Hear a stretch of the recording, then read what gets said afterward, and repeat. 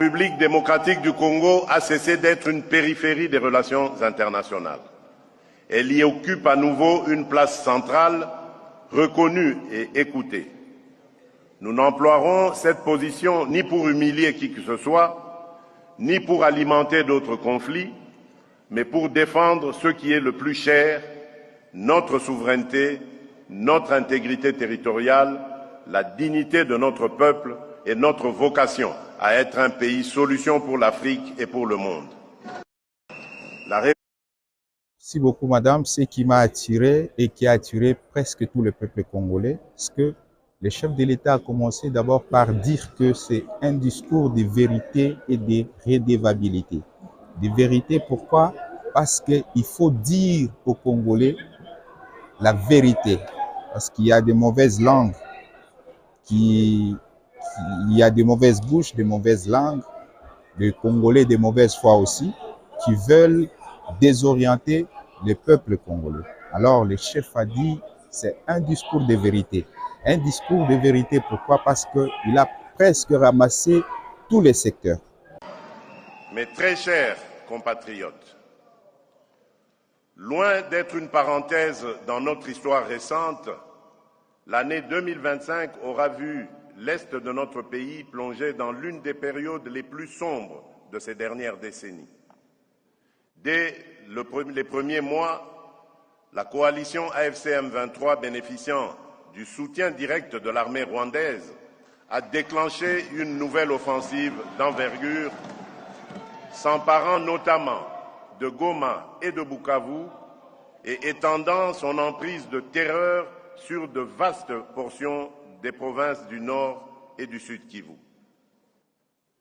Cette surenchère militaire s'inscrivait dans une logique bien connue, une entreprise organisée de prédation de nos ressources naturelles et de déstabilisation de nos institutions, qui s'est d'ailleurs accompagnée de violations graves et systématiques des droits humains, exécutions sommaires des civils innocents, violences sexuelles érigées en méthode de combat et déplacements forcés de communautés entières arrachées à leurs terres.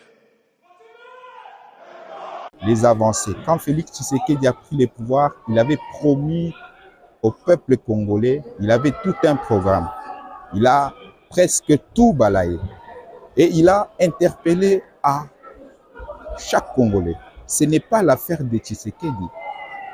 Tout Congolais, là où il est, vous avez une portion de responsabilité. Il a touché même beaucoup plus aux membres du gouvernement. Il a interpellé à son gouvernement qu'il a une vision et cette vision doit être exécutée par le gouvernement. Dans la sécurité, dans le social, dans tout. Il a presque ramassé tous les secteurs. On ne peut pas tout détailler ici. Alors, des redevabilités, pourquoi? Parce que le peuple congolais a donné mandat au chef de l'État. Il a fait confiance au chef de l'État. Et le peuple a droit à cette redevabilité. Dire, connaître ce qui avance sur terrain et ce qui n'avance pas. Le chef de l'État est très disant, il a reconnu les faiblesses et il a montré les efforts. Le problème ici, c'est que chaque membre du gouvernement, là où il est, il doit montrer de quoi il est capable. Le chef de l'État a abordé cette question de la gestion de la ville de Kinshasa. C'est une façon d'interpeller tout Congolais et les autorités qui sont là. Vous avez une sphère de responsabilité. N'attendez pas que Félix Tshisekedi vienne vous rappeler. Prenez les choses en main. Tout le monde doit mettre la main dans la pâte pour que le Congo se développe. Il a évoqué cette histoire de la signature de Washington. La République démocratique du Congo a cessé d'être une périphérie des relations internationales. Elle y occupe à nouveau une place centrale, reconnue et écoutée. Nous n'emploierons cette position ni pour humilier qui que ce soit, ni pour alimenter d'autres conflits, mais pour défendre ce qui est le plus cher, notre souveraineté, notre intégrité territoriale, la dignité de notre peuple et notre vocation à être un pays solution pour l'Afrique et pour le monde. Mais nous constatons tous la mauvaise foi du côté rwandais. Il y a des tirs qui continuent là-bas et nous n'allons pas croiser les bras. nous allons nous défendre. Bien sûr, nous avons cherché la paix, l'accord de paix est signé, mais si ça continue, nous allons prendre les choses en main. Nous devons réorganiser notre armée et nous devons défendre notre territoire national. C'est ça. Et ce que j'ai aimé aussi, Félix Tshisekedi a clôturé par un verset biblique.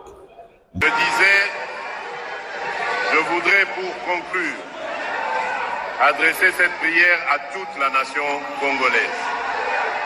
Les ténèbres ne régneront pas toujours.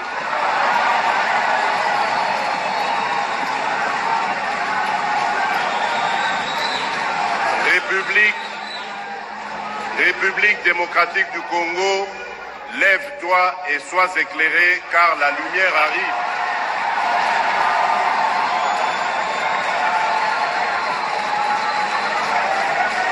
Il a dit ceci, quelle que soit la longueur de la nuit, quelles que soient les ténèbres, mais il y aura toujours la lumière.